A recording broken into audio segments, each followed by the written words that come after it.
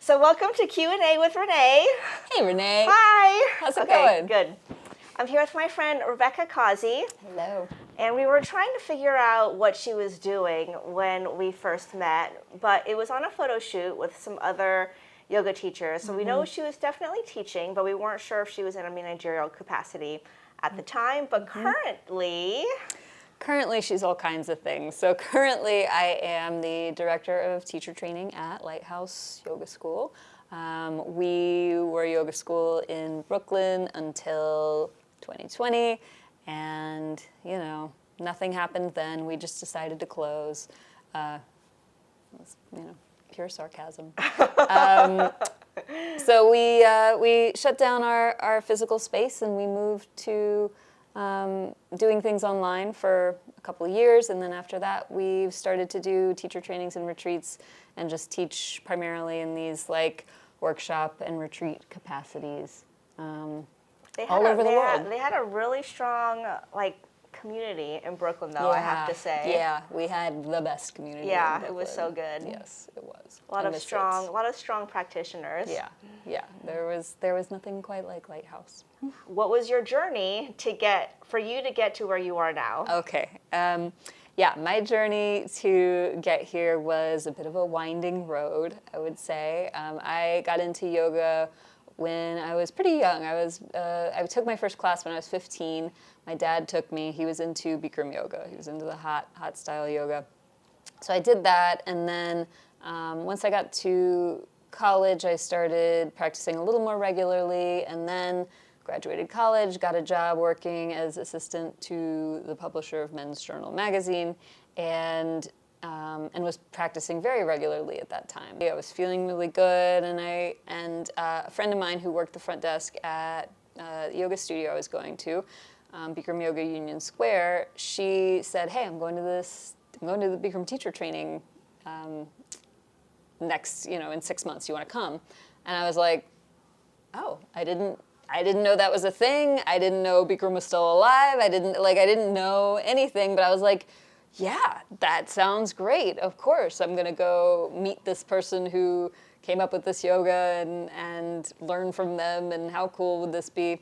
So it's funny because I signed up and ended up going. She ended up not being able to go to that training and had to go 6 months later. So we didn't get to be there together, but she really sent me on this path. And so I did the training not really knowing if I was going to be a teacher or not. I was kind of in this moment of I had graduated college, I had a degree in philosophy, I had spent a year working in publishing, I was a good writer, I had things that I was interested in. I was interested in kind of esoteric philosophy and that kind of thing, but I didn't know where I was going with all of it. So I finished the teacher training, and another friend of mine who was living in Atlanta, and I'm originally from Atlanta, she, and I was writing about my experience while I was at this training, and she was reading all my emails, and she said, "Okay, well, when you come back to Atlanta, I've got you a class. You're going to teach your first class." So I went back to Atlanta, where a class was waiting for me, and it was terrible. It was, it probably took 2 hours. My poor mom and sister came, and it's like first classes, they're just never pretty, and I think that's something that most yoga teachers can relate to if they definitely remember teaching that first class. So, but I did it, and then I kept doing it, and all of a sudden it's been 15 years of teaching yoga. And so I started with the hot yoga, with the Bikram yoga, but then I started to kind of venture away from that because it is, it's very limited by the amount of poses in the series and the fact that it needs to be done in a hot room. And I was getting curious about what else was going on. And simultaneously, I was actually in a horseback riding accident, and then followed by a car accident, not on the same day, but within the same 6 months, and was in a lot of pain from that injury, and I had a lot of pain just throughout my life generally, even as a kid, and didn't really know what that was about for a very long time. But it got to the point in my yoga practice where it's like I had all these teachers and mentors telling me, just keep practicing and this pain will go away. This pain will heal itself. And it got to the point where I couldn't sit or stand for more than 10 minutes without being in excruciating pain. And so I sought out an orthopedist, and he said, well, your hip is, a mess. We need to, there's torn labrum, there's this, there's that, there's arthritis. We need to go in there and clean this whole thing up. And before I had that surgery, I ended up not having it, but as a last-ditch effort to avoid it, I found a physical therapist in Atlanta who was actually really excellent at what she did, and she helped to train me out of pain. And the reason that I was in so much pain was because I had massive hypermobility, my joints were very unstable, and so she led me to Pilates. And so I'm going to come back to my hypermobility in a second, but I got into Pilates after that, ended up doing a teacher training with Ellie Herman, and have been teaching since then, and at least I was teaching Pilates pretty regularly after I finished that training. Once the pandemic happened, then it became just something that I integrated more into the yoga classes that I was teaching. The doctor that recommended surgery, did he recognize your hypermobility? He did not. Okay. Nobody had. Yeah. Up to this point. I mean, some yoga teachers noticed that I was, quote, very flexible, and I got a lot of praise for that, which was actually one of the reasons that I think I found my way to yoga in the first place, and the reason that I kept doing it was because I got a lot of initial praise because I could kind of make the shapes. It didn't always feel good in my body, but it's like it felt good to be like, hey, you're good at this thing, to hear that from people. So I just, and again, the other piece that we're taught, especially in the Bikram lineage, is just keep doing it. Don't ask too many questions. Just if you keep doing the thing, your body will feel better, you will heal, and on and on. So I really had a lot of faith in that because it had helped me so much on a mental level. It had helped with anxiety, and I definitely was, physically healthier than I had been probably in a long time. But yeah, nobody had recognized my hypermobility, and no doctor had recognized it. And I had seen several, and even my physical therapist, she did not really point to precisely what was going on. So the first person that actually really pointed it out and articulated it was Ellie Herman, who was the Pilates teacher that I ended up doing my training with. And her teachers were excellent. She was excellent. They were they really helped me to kind of pull myself back together. And I didn't even realize how kind of stretched apart I had become. So Pilates helped so much with my pain and physical comfort and improving my strength. And it made my yoga practice better because I was stronger. Right. So I was really excited about that and wanted to help other people who were struggling with the same kinds of things that I was. So in the midst of this Bikram training, the Pilates, the physical therapy, my physical pain, all of these things, I also got really interested in human anatomy because I wanted to understand, again, since my teachers, the people that I was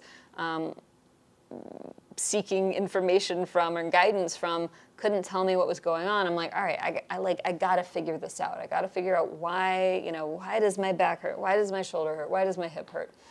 So I started studying anatomy really seriously, and continued to do that once I got into Pilates. And then once I got into Pilates, I took a course with Irene Dowd, who's an amazing. She's the head of Juilliard Dance, or at least she was at the time, and an amazing writer on movement and anatomy. And so I studied with her. I studied with Tom Myers, who wrote anatomy trains, and did a body dissection with him. So I remember you talked about the cadaver. Yes. So that was fascinating to me. I mean, it was super intense, but really, really helpful actually in understanding how strong and resilient our bodies are. You know, I was coming into it thinking about, oh, I'm so fragile, but it actually, that was the biggest takeaway for me. And I've heard other people say the same since, that it's like, actually, we're really built with a lot of like backup plans, backup systems, and just a lot of strength. So that was really cool to see. But so all of that to say, I had gone down this like anatomy and physiology road, and I was trying to understand more about hypermobility, and that led me to read about this genetic connective tissue disorder called Ehlers-Danlos syndrome. And so Ehlers-Danlos syndrome is this umbrella for several different types of disorder that they believe they are all genetic, although they haven't found the genetic code for some of the different subtypes. But basically, oftentimes when somebody has joint hypermobility in the way that I did, or I do, they will have Ehlers-Danlos syndrome. And in addition to having joint hypermobility, there can be all these other symptoms like anxiety, like IBS, like skin laxity, like very fine, thin hair, but lots of it. Were you like reading those and you're like, this is me? Yes. So I started reading about it, and then I went on to like, you know, the Facebook group for, you know, there's all these different support groups for it, and started reading just what people were saying, and was like, oh my God, like this is me. So another thing is like, Novocaine doesn't work as well. So when you go to the dentist, you need to get like 3 shots of Novocaine, where most people would require just 1. Right. All kinds of things, but the pain and the digestive issues and the anxiety, I'd had all these things since I was a kid, and they were never investigated at all. So I just grew up thinking, I'm just going to be in pain every time I eat. It just hurts to have a body. I'm weak, I'm super flexible, you know, I could always put my leg behind my head, I could always do these kind of yogic looking party tricks, which again, like, made me slide right into the yoga world, but it was, what was weird to me about it was like I didn't feel like I earned it, you know, like yoga as a practice is something that requires a lot of discipline and focus and dedication, and I just walked in there and was like, leg behind the head. Yeah. What you got? Uh-huh. And so I always kind of felt like I was missing something, and I was. And what I ended up figuring out after getting an official Ehlers-Danlos diagnosis, which happened in 2020, I found a doctor here in New York that really worked with it, because it's a thing that a lot of doctors, either they just have, you know, they had to learn in passing, but they really don't know that much about it, and they don't think of it as one of their first things when they're diagnosing somebody that comes in with anxiety, or that comes in with EDS, or even that comes in with hypermobility. They just don't think about it. So someone comes in with these symptoms, you don't think the most like unusual, rare genetic disease. Yes, you just think, they have anxiety because they're stressed, or they have, you know, IBS because they're, you know, they have a also food stressed, allergy. right? They're stressed, exactly. So, but the more research that's being done on EDS, the more they're realizing that it's actually fairly common. God, and I can't remember the stat. I feel like it's maybe 5 in 100 people have it. It's fairly significant, and again, because it's so underdiagnosed, the number is probably much higher than that. And in a yoga class, the number is definitely higher than that, because again, people with this thing will gravitate to yoga because it's something that they seem to be naturally good at. Mm-hmm. But what I learned through all these twists and turns is that the way that I was really going to get myself out of pain on a as permanent of a basis as possible was to get stronger. And so Pilates really helped me do that, and it also helped me reframe the way that I was practicing yoga. And then strength training. I started to get into that as well, and that was a total game changer for my yoga practice. And it's so funny because the misconception, I think, around strength training is that it will make you tight, and it will ruin your flexibility. And for me, it didn't do that. It did make me tighter, but it made my poses stronger and actually really didn't take away very much of my flexibility at all. It just made it feel so that, like, I could practice in a sustainable way and not hurt myself, which was more important to me anyway. But it made those higher level flexible poses actually a little bit easier because I had more strength to support them. Right, and I remember you told me that actually now you are building strength just to hold everything together. Yes. Because EDS, like, is there varying levels, like, so of the severity? Yeah, that's what they're trying to better understand, but there certainly are. If you just look at people who have this, it's like there's some people who have hyperextended knees that just look, real bowed, really intensely hyperextended. And some are, some have it more mild. Some people it affects all of their joints. Some people it affects just a few. Like, for example, on me, it affects my shoulders, my hips, but my hands and feet are like the tightest. So one of the tests, the diagnostic tests that they do for EDS is like, can you touch your thumb to your wrist? And it's like, I can do that, but Right. I gotta kind of force it. But like most people can, pull their fingers back and like do a 90-degree angle situation. Like you might even be able to do more than I can. Yeah. So it's like my hands are not hypermobile, but the Right. rest of me very much is. Right. And one of the other tests or one of the other criteria is, can you bend forward with your legs straight and touch your hands flat to the floor? It's like, of course, like, and what yoga student can't do that, or hasn't been. I know, that was me. But what I mean by that is there are a lot of students who have trained to touch their hands to the floor, right? They've like worked on that and made it happen. For me, it was something, again, I didn't have to. There wasn't any kind of process I had to go through to do that. I could always just do it. But it's funny because some of these things that they test you on, it's like, well, if you pull a person who's been practicing yoga for a long time, they might just be able to do it. Yeah. They haven't really refined, and they haven't found the gene for the hypermobility yet. So that's why they can't just do a blood test and be like, yes or no. But anyway, yes, people have more extreme and less extreme versions.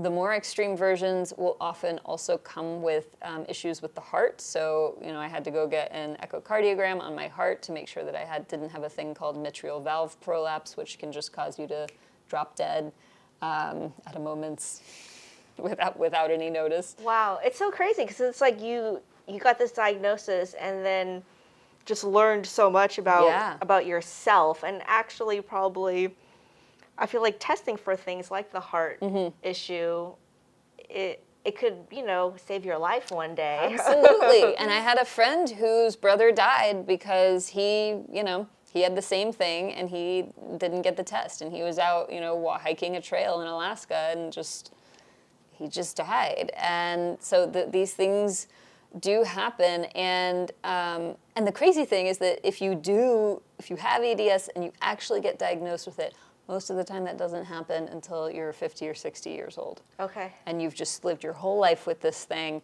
You've had all these crazy, random, seemingly disconnected symptoms. A lot of people, including myself, wind up being a total hypochondriac because it's like, why does this hurt? Why does that hurt? Why does my stomach hurt? Why?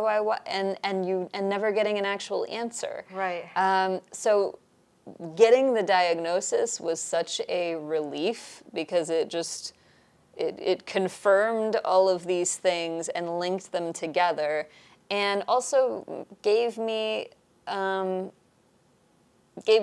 of a sense of agency in terms of how I can seek treatment in the future, but also how I can advocate for myself, you know, if I'm going to the dentist, and also how I can just take care of myself on a daily basis. And so again, it's like for me, the priority is doing the strength work more than doing the yogic work. And I still, you know, I still meditate. I still do all these yogic things, and I still love doing a yoga practice. But if I had to pick one or the other, like if I only had time to do one, yoga practice or go to the gym and work out with weights, I would do the working out with the weights because it keeps me out of pain. Yeah. And so that's been a huge discovery for me in the last few years. And what I love about teaching yoga now is helping other people that I see who have this or something similar, which, you know, again, oftentimes isn't diagnosed. And it's, you know, for me, it's not about diagnosing somebody with this, but it can be about directing them to, you know, resources to find out if there is something going on. But most importantly, in the scope of teaching yoga, it's like teaching yoga from a place of how do we actually create a good, how do we make your body a nice container for you versus a thing where you're just spilling out all over the place and there's no control. Yeah. Because it goes both ways. You know, if you don't have physical control of your body, that's part of why the anxiety creeps in. And so it's like when you feel physically held together, your nervous system is like, cool, we can chill. My arm isn't going to fall off. My leg isn't going to get, you know, twisted around backwards. I'm okay. And so it's like the condition of your body physically really affects that mental side of it in a big way. I think the nervous system plays a huge role, and that's been my big topic of study lately, is really getting to understand the nervous system on an intimate level, because it affects so many things. And so the science of that, the science of pain, are two of my kind of favorite topics these days.